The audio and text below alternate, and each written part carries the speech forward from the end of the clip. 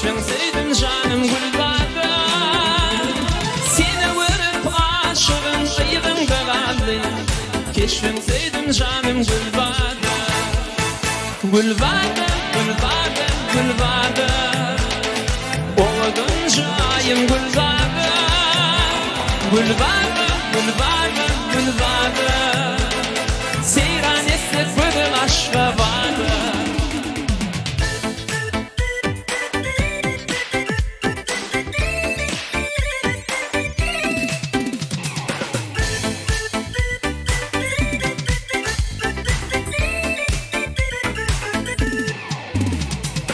Aşık aydır yüreğim para, yapma beni kıydığına kara.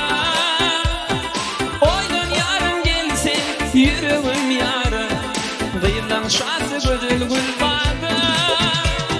Oydun yarım gelsin yüreğim yara, kıyıdan şası gödül Gülbade. Gülbade, Gülbade, Gülbade, oğudun cayım Gülbade, Gülbade, Gülbade, Gülbade, gene yarım günü başka vade.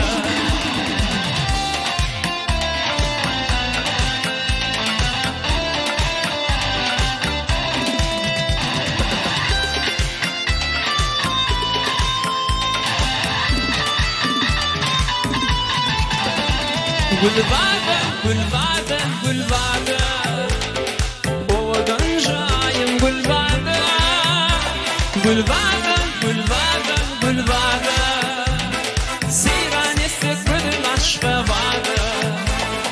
Gene yarın bugün aşk ve vade, seyran etsek bugün aşk ve vade.